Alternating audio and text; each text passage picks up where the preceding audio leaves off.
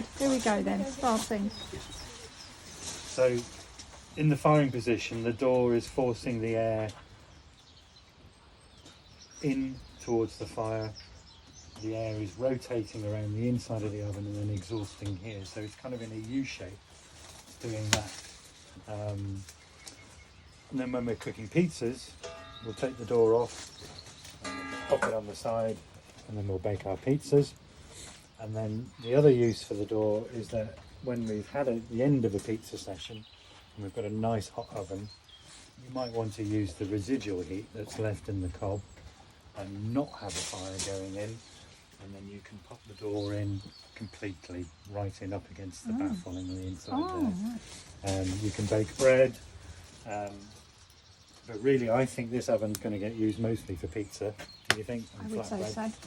So in which case it's either off like it is now, or when you're warming the oven up, hang it on there. And the beauty of that is that I can walk away and leave it, because even if it does start spitting, this will catch the sparks, and you know you're safe here. But this is a real boon. It makes life so much easier. Absolutely. So to reiterate, if that door you put it on the inside setting is when you'd be making bread or cooking a joint or something. You put the door in all the way in. I won't do it now because it'll put the fire out. But if I go all the way in up against the baffle there, what we're using is like an oven then. Yes. So we're using the stored energy in there. Yes. But you can only really benefit from that when the oven is dry, and say after an hour or so of cooking pizzas, you'll then have a really lovely stored mass of energy. And I feel it's such a waste to walk away from that. You could put some, a tray of veg in, or chicken or piece of meat or whatever, and pop the door in. And then the whole doubles up, because we then, although I don't use a thermometer that often, I'll supply you with a thermometer which has got a pin on it, and when my hands are clean I'll do that for you. But you can see that little clip there. You can take the clip off and we push the thermometer through the hole, so that it's then, the face of it will be there. Right. I will do it. You have thought about this, haven't you? And Matthew, what temperature do you want that to get to before you even think about it? Well, you think about it. When you cook a chicken, what setting would you put the oven on? 180, 200? Yeah. So there you go. It's the same. It's no different. And while we're on the subject of things getting hot, the reason we're getting a lot of smoke today is because our wood supply is very green at the moment. So it's creating the wood is lot. damp, but also we've got a lot of moisture in the oven as well. So it's struggling to get up to the temperature, at which point the smoke turns into gas. So when the oven is hot, those smoke particles get finer and finer and finer until you just see waves of heat coming from the top of here. So we've got two things against us. We've got moisture in the wood, but also moisture in the oven. By the end of today, this colour will have progressed throughout the oven. I imagine will have dried pretty much all of it out. And when you then have a dry oven and dry firewood, you won't see anywhere near as much smoke. Right. And life will be much easier. Anyway, so yeah, just to come back to when we're baking bread and using the oven, using the residual heat, pop the thermometer through there, and this clip goes on the back. Give it a squeeze and slide that on the back of there, and then you can pop the door in. But really, this is my thermometer. If I can't put my hand in there, it's hot. Okay? All right. It really is, cook with your senses. The number of times I thought, I'll use the thermometer, but actually no. It's even when you're baking bread, I take a loaf out, give it a tap on the bottom. You know that if you get that hollow sound, you know you've baked your bread. If not, it can go back in again. But anyway, you've got all the bits you need. Great. Also, you've got, I'm supplying you with your pizza peels. You're going to be using a brush to clean the floor of the oven before we do some baking. I'll put that there. And would you just brush it to the back? So yeah, I get it slightly damp, and we just to clean the floor of ash. Okay. You're jumping ahead there, Fraser. I'm giving you some firelighters, but you've already got firelighters. Got lots of fire. But the and how long will it keep hot for? Every oven's slightly different, but I imagine it's also difficult to answer because it depends how long you've had a fire going in there. But typically, if we're having an evening's pizza session, for example, and that could be a good couple of hours, this oven will still be at 50 to 100 degrees the morning after. Okay. So I really think things get exciting when you're using the residual heat afterwards. So overnight, I would stick the crusade in with your pot roast or whatever, cook to perfection in the Oh, morning. fab. What a great idea. And if you don't do that, if you're not going to use it to cook, at the very least, dry some firewood. Yeah, exactly. Yeah. That's a very good idea. Yeah. Yeah. So you've finished your pizza Yeah, session, let the fire die down. Yeah. I would actually just fill the thing with these. With the cover on or off? It wouldn't make any difference. Yeah. This is all going to be warm. No, definitely. That's a great But idea. that will dry That's the a wood brilliant for the idea. next session. Yeah, excellent Yeah? idea. Yeah. I mean dry, really. Yeah. Very dry. That's a very good idea. Okay. Very points to you on that one. So use it for drying the firewood at the very least. You finished? But really, when we're rocking and rolling, you need to have a flame. And you brought some tubes, both of which are quite flammable. I know, but that's the best. That's the best I've got. The idea was, I like this one. Back in the day, before I had the flue kit, I spent most of my life blowing down tubes, trying to encourage a flame. So even that should do the job. I understand. That's cool. No, we'll leave it out. At least you won't. Quite nice. I don't want that in there, no. But really, a flame. We want Look a at flame. Flame. Always think about the heat that you get from a flame is far more than you would just some embers sitting there. So which is what we've all been taught about barbecues. Yeah. So it's the opposite to that. No, you want a flame. You want a flame because your pizza will cook in three ways. So there's conduction, so you've got the hot floor of the oven. There's convection through the hot gases that are moving around, and through radiation. So the flame is the radiation, the infrared, and that's why your pizza will only take 90 seconds to cook. I'm getting hungry. Without the flame, you'll just be baking. It'll be much slower, and you might see more smoke. But also, it'll be dark. Yeah. You can't see what you're So doing. your flame, you still have a little flame at the back of the Yeah, oven when you peek yeah, out of the way. yeah. Okay. So And what I'm trying to get at, Yeah. during the course of, say you've got a dozen pieces to cook, yeah? Yeah. When you get to number 8, Uh-huh. you may need a little bit more fire on there. I doubt No, it, but you you don't think could. so? Yeah. No. So maybe if it starts to get a bit, a bit quiet, Yeah. I would literally get. I mean, this is nice and dry. This stuff. Yeah. That's the sound you want. I would put those on. Okay. Yes. And if it's too hot to put your hand in the oven, I'd use the pizza peel. And then just put it at the back.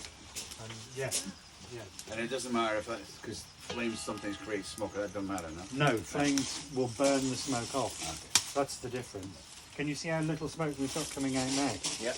Yeah. At That's the right. top. Yeah. Exactly. Here, look. Yep. That's Yeah, because it's we got- have a flame. Okay. As soon as that sulks and the flame goes, you'll see more smoke. So the only way really to tell when it's up to pizza temperature is when there's no smoke. Okay. So I don't use a thermometer. I can look at an oven and go, that's hot. Yeah. Because smoke means that it's burning cold. So these ovens here, these stoves here, if you have lots of smoke, that means it's burning cool. Yeah. You tend to get the smoke at the beginning. That's and then right. The smoke at the end. And then when it gets hotter and hotter, it turns into gas. It sort of goes through, and then you've got the flame. As this dries out, If you look on YouTube, it will get easier to cook pizza. So here, this is nice and dry. That's still got quite a lot of moisture in. I'll sort that out by the end of the day. But it's actually, if I can stand here doing that, it's not hot. Not hot enough. But we're still going to cook a pizza. Okay. But it might not be a 90-second pizza. Okay. But if you want to have a look in there with your camera, you can see we've got flame, and that makes me happy. So if we didn't have flame, I wouldn't even think about cooking a pizza, because the flame gives us that element that brings it up to 300, 350 degrees.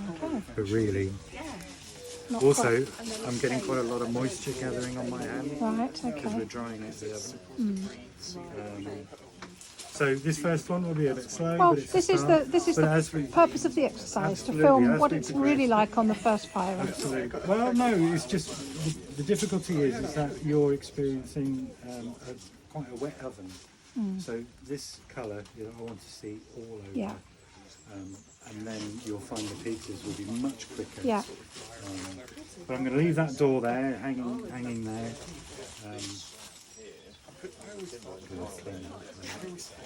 And then I'm going to push the fire back to the sides, and we're going to make a pizza. So if you want to come over, we'll do that now.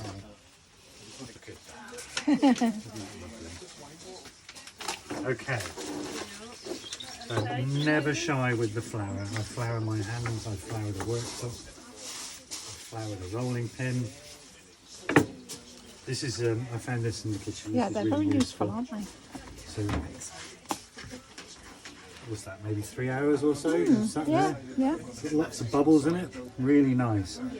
You don't want it to dry out, so having a lid is really good. Yeah. So when you're not making your pizzas, stick the lid back on, because that will quickly get a crust on it. Understood. So I'll take some. Look at that, lovely, lots of bubbles.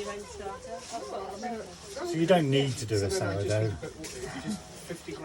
It's a trendy thing at the moment, isn't it? If we left that till tomorrow, it would start to go sour, and it will become sourdough. Oh, okay. And it tastes really lovely.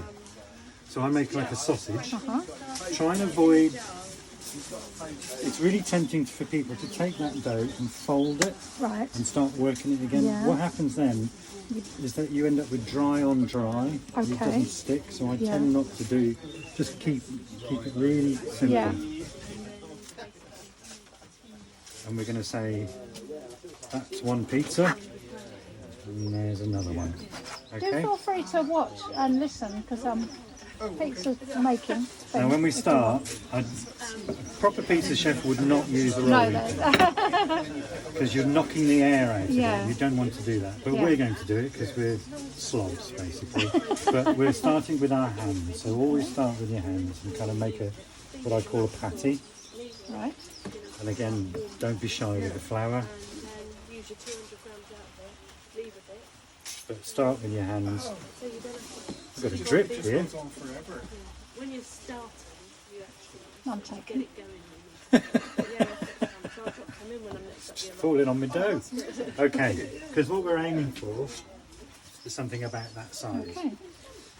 I never make pizzas like that big. Why? I mean, I can't get it through the door, but also it's only going to take a couple of minutes. So you can, if you're still hungry, just come and have another one.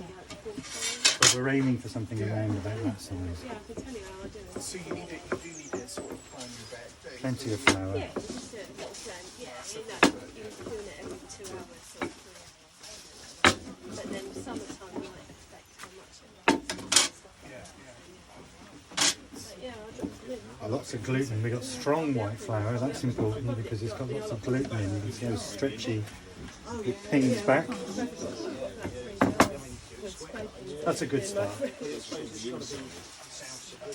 A lot of people want to put the toppings on at this point. Yeah. There's no way you'd be able to pick that pizza up with all the toppings on Oh, it. okay. It's a classic mistake. Right. Everybody seems to think, oh, I'll just carry on, put Yeah. the sauce on there, Get sauce and then everywhere. try and get it on there. Not going to happen. So put some flour on the peel. This is a peel. Then put the base on there. Now we can put the toppings in. Come this way. This is some passata. So we haven't put any flavour in that, just straight, plain regular passata. You can just, You can get you can herbed but they're passata quite now. tasty, aren't they? Don't you get No, not bad. Actually, pasta sauce. If you're really lazy, Lloyd Grossman makes some nice pasta sauce. There's a roasted garlic one, which makes really lovely sauce. Right, well, that's a good tip. Less is more. Right. So you want a small amount, and use the back of the ladle to spread it out. It's quite surprising if you go somewhere like Napoli, how little. Just a small amount. It's like exactly what you're doing here. And the other important thing is to stay away from the edge. Any toppings that go over the edge will stick to the floor of the oven. It just makes such a mess. Stay away from the edge, but also we want to be able to see the base cooking. So if we've covered that with toppings, we can't see what's going on. So keep it clear around the edge. That's plenty. If we just do the cheese and tomato to start things off. So all the toppings is sort of inboard, yeah? Away from the edge. Let's have a bit of this sun-dried tomato as well. Fresh mozzarella is really lovely, but it's really wet. I was going to wonder about that because I didn't know whether the So if you are going to use fresh mozzarella, drain it and tear it into chunks, and you really only maybe, you know, your mozzarella ball is maybe 200 grams or whatever. You just want a few chunks. The grated stuff is really quite convenient. It doesn't taste the same, but it's really convenient. As soon as you made your pizza, you don't want to leave it hanging around because it will start to stick to the peel. So if you wander off now, come back in a couple of minutes or so, that will actually start to, the dough soaks up the flour and it will stick and you'll have, what you want to see it move. Oh, right. Yeah? Okay. That looks very professional. All right, it needs to be able to do that. Sometimes I use semolina flour. Yes, that makes Or it nice. a That's fine lovely. polenta. Yeah. To dust.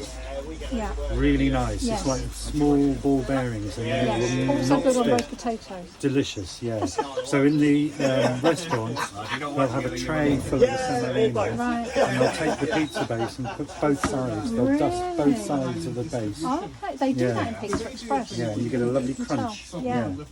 Okay. Okay, so Let me just you want to swing round. Giri a destra. They deliver it to there for free. So we've still got a flame. You get it in the mail for free, and then they'll bring it over. They're very good. They're like And I'm going to make some 25 room. quid for So something. can you see inside? Right, so what's that, Hampshire? So I'm going to push the fire to the back and to the side because we want to cook here where I'm tapping here, where the floor is hot. You really want to, you don't want to overload it with fuel. If you start filling this up with logs, you've got no room to cook, but you haven't got a flame on. So you just want small bits of wood to maintain a flame. So look, I'm kind of making a U shape here. Now that floor will be a bit dirty, so there's only so far you can go with that tool, and then we'll switch to your brush. Oh, excuse me. Let's get a bit of water. When you wet your brush, flick off most of the water. You don't want a soaking wet brush. And just give it a quick sweep of the floor like that, just to pick up any bits of ash, okay? Okay. You want a flame? Come on, flame. It will spark back into flame. Right. We still have quite a cool oven, but we're going to cook anyway. So when you go in, keep the pizza peel flat. I see a lot of people want to tip it up, but keep it flat. Put it where you're going to cook. Give it a little jiggle and pull it out like Oh, that. look at that. Okay. Once you've got your pizza in there, don't go wandering off and making a cup of tea because it will burn. Okay. But the other thing is actually not to try and move that straight away. Just let it sit there, and then what it'll do is start to firm up because the floor is hot, and it actually starts to cook from the bottom up first. Yeah. So I leave. When the oven's nice and hot, 90 seconds. So I do 30 seconds there. Yeah. Without touching it, and then 30 seconds I'll turn it, Yes. and then in another 30 seconds I'll turn So it that's again. what when you see the chaps going jiggling around with the Yeah, because you'll always have it hotter. It'll always be hotter at the back Right. than it is at the Yeah. front. It makes Yeah, sense, yeah. And even though we don't have any controls here, you do have control because it'll be cooler here than it is in there. Okay. So when the oven's really flying, you might want. I can even cook pizzas here Right. when it's that hot. Yes. But at the moment we're quite close to the fire. I think everyone's getting hungry. So I would really like to see some flame in there, so I might have a play about in a minute. Okay. But you can starting to bubble up, yeah. Yeah, we can see that happening. Yeah. Okay. Yep. So I'll go in with the peel. Yeah. Now I've been doing it a lot, and I can walk it around when it's inside the oven like that. Okay, you can see you can do that all day, just keep turning it. But for a beginner, I would go in, bring the pizza out, turn it around, and then pop it back in again. Okay? Okay. I can smell it. A lot of people are tempted to leave the peel there like that. It just gets really hot. So don't. Take it out. Maybe pop it to one side. Okay? I want more fire, more fire, more fire. Let's assume it's really hot in there. When it gets too hot to put your hands in, you can put kindling like this. Oh, okay. Just use the peel. Yeah. That's yours.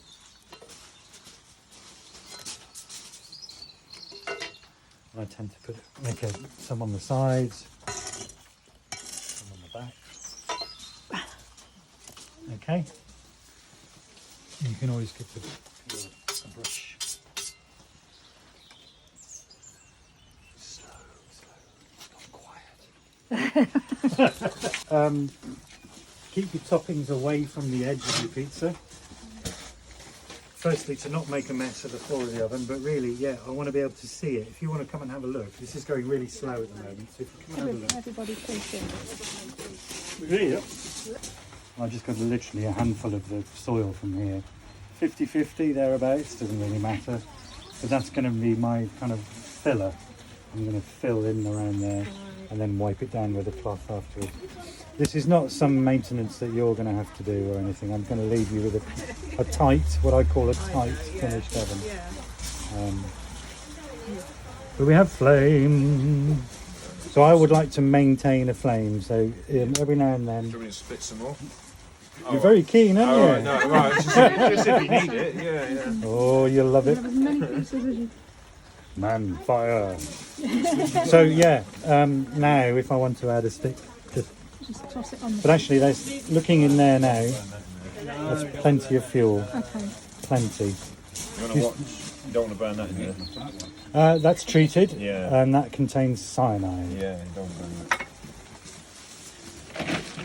That's a topping we weren't really hoping for. Isn't it? That's another one. Although to be fair, it's pressure treated, but it doesn't actually go that deep, does it? No. You want to see the cheese dance, really. Get some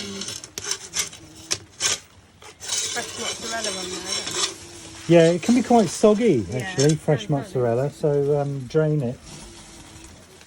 And even then I only put a little on. Yeah.